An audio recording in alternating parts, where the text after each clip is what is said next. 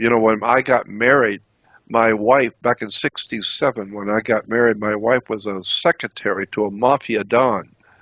She was a secretary to John Factor, and John Factor was a Jewish mob leader in Chicago.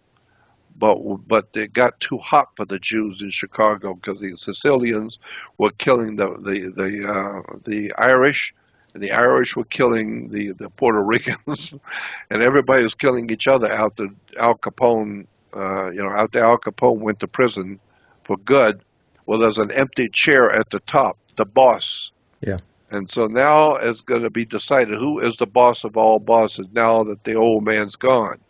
And so now there's bloodshed in the street as to see who's going to be in the boss's chair. Well, the Jews decided instead of fighting the Sicilians and the other operations out of New York, why don't we just take the money?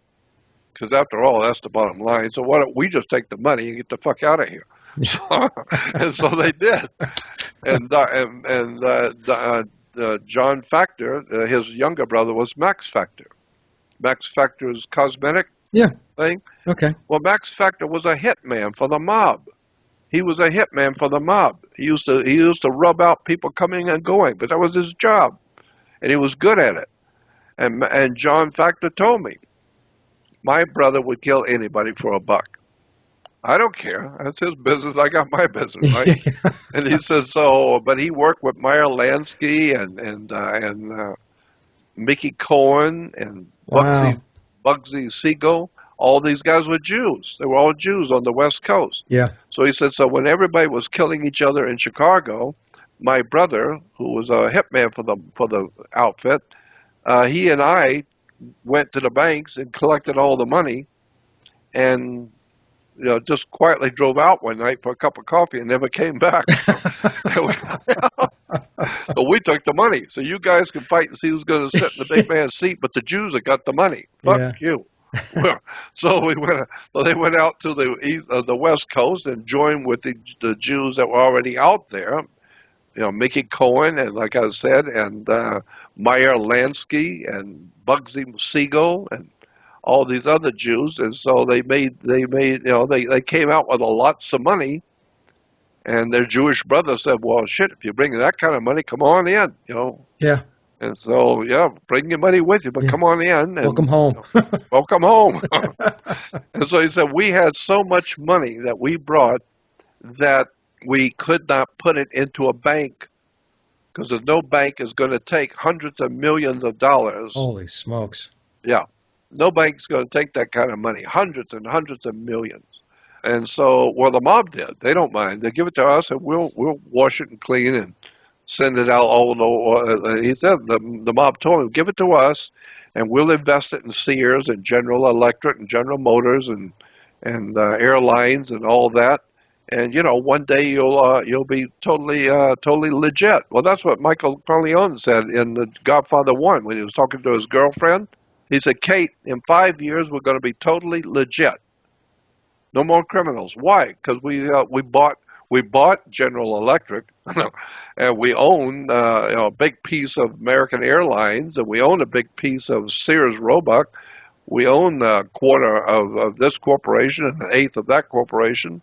Shit, we're big time owners of corporations in America. We're totally legit.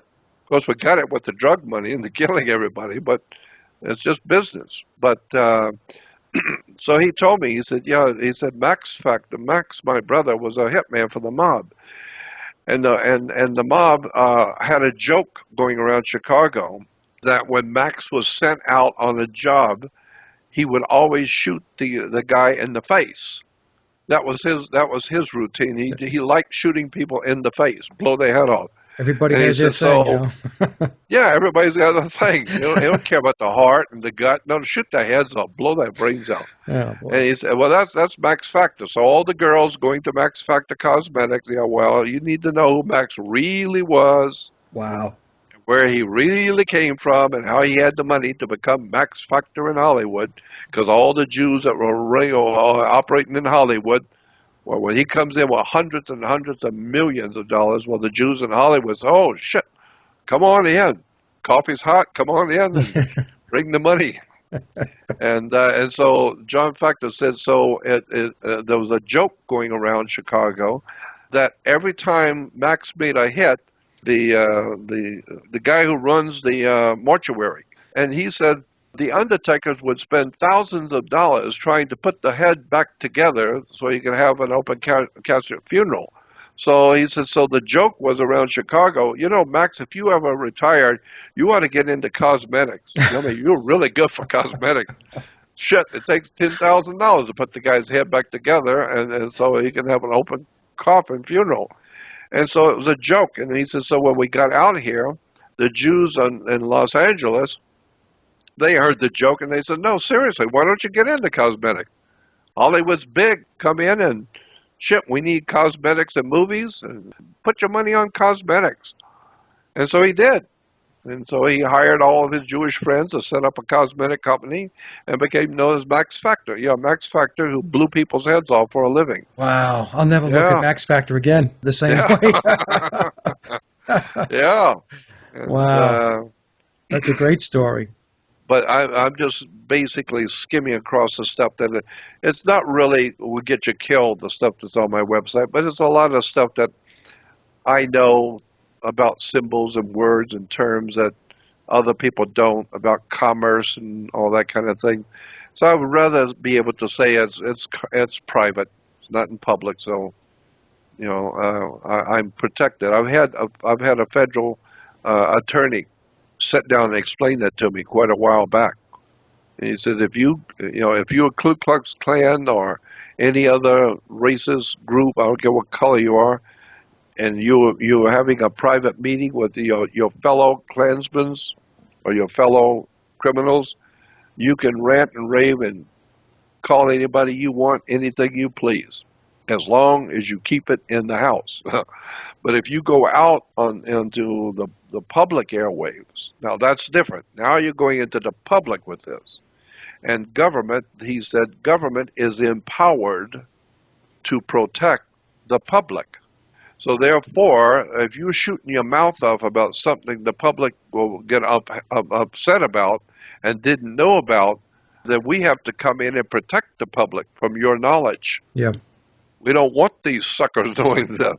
So therefore, we'll have to protect the public by throwing you into prison or whacking you when you come out of an Italian restaurant at 2 a.m. Yeah.